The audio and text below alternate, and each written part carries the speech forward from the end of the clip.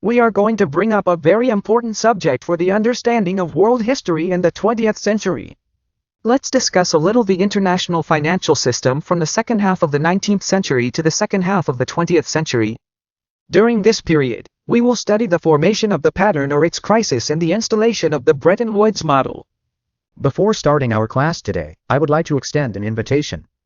If you are not subscribed yet, subscribe to the channel.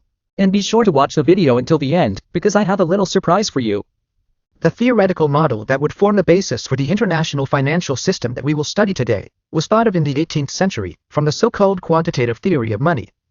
The increase in the flow of international trade, largely driven by the Industrial Revolution, especially when several European countries began to develop their industrial activity, increasingly demonstrates the fragility of the international monetary system.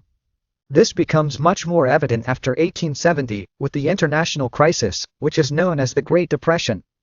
It is in this context that the main Indian economies think of a way to organize the international monetary system. Based on the quantitative theory of money, we have created the Lula pattern. The Lula standard reflects, to a large extent, the global financial and economic reality. How the Lula pattern would work more or less. Simply put, every country should have a reserve of precious metal, gold. And this reserve would be a kind of ballast for monetary issuance. In this model, the existence of a strong currency that could bring confidence to the system was necessary. A coin in the context of the second half of the 9th century sky could play this role. Of course, the pound was that currency. Gradually, several countries began to treat themselves and become part of the gold standard, even Brazil, which took a while, but in 1906 it entered the fixed exchange rate system. The system then ventures a little, until in 1914 the world enters the First World War. Why would World War I be detrimental to the Lewis standard system? We will see. With war, military spending is very large. You couldn't think twice before having tanks built, labios, to face the difficulties that are urgent. With this, the issuance of currency cannot be tied to ballast in flight. And it is in this context, as a result, we have a large emission and unprecedented monetary expansionism. With the end of World War I, European reconstruction would be very difficult. Regardless of being a winning or losing country, you have difficulty rebuilding. But of course, the isolated cold of this situation will happen much more with countries that lost the war, such as, for example, Germany, Hungary. The constant monetary exploitation, that is, the initiation of debt, will generate a situation of inflated outbreak. Another type of galloping inflation, extremely disastrous. If there were an inflation championship in the history of the world economy, this championship would probably be hotly contested between Germany and Hungary. And amazingly, Hungary would win. In the US case, monetary discipline did not bring immediate losses. This irresponsibility with the monetary impediment was largely compensated by constant surpluses in the trade balance.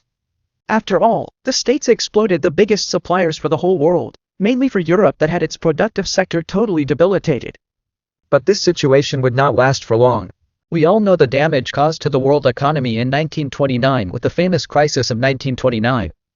If before the crisis a return to the world standard seemed unfeasible, imagine after the world began to feel the consequences of the Great Depression.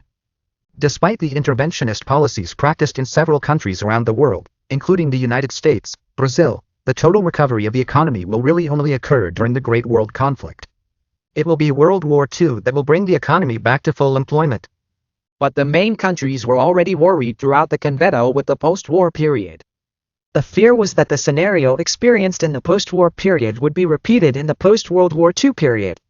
With the end of the convent, all occupation involved in the war effort would be demobilized. So, where would this labor be employed? Since the Atlantic Charter, there was already a visible concern in planning the post-war period in relation to monetary issues. But it would only be in 1944, in a small American town, that there would be a meeting to build the model of what we know as the Bretton Woods Agreement. For the construction of the model adopted in Bretton Woods, two names would be essential. American Dexter Weiss and wealthy Briton John Maynard Keynes. Keynes criticized the adoption of a physical currency as a reference, like the dollar or gold.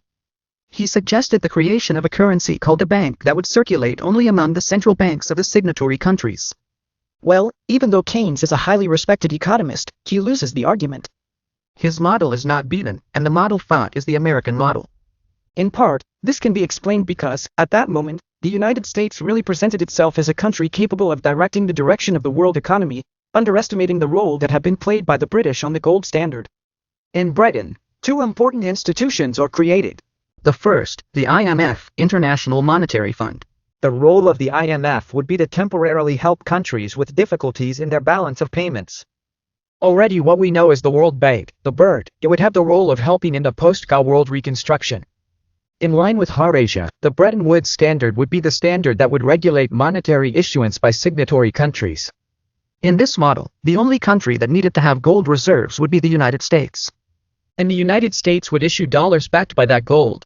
And the convertibility of this gold into dollars would be guaranteed by the American government. Although there are some economists who criticize this model and claim that there were clear fragilities, a first half is the fragility in Europe, a second half is the fragility in the United States, it is immigrable that during this period the world economy experienced a very interesting growth, but US gold reserves are slowly beginning to be plucked. The issuance of currency becomes necessary to solve pending problems, such as the war in Vietnam. This whole situation puts the American economy at risk, and consequently the world economy.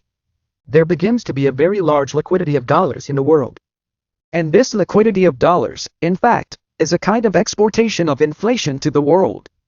Legend has it that there was even a combination of several countries to join all their reserves in dollars in exchange for the American world. Hypothetically, such a situation could implode the US economy. The pressures point to the inevitable. President Richard Nixon in 1971 ends up breaking with the conviction of the Bretton Woods pattern. From then on, the US Treasury would no longer guarantee the dollar's convertibility and that was the end of it, the Bretton Woods Standard. Okay guys, I hope you liked it. If you liked it, don't forget to like it, leave a comment,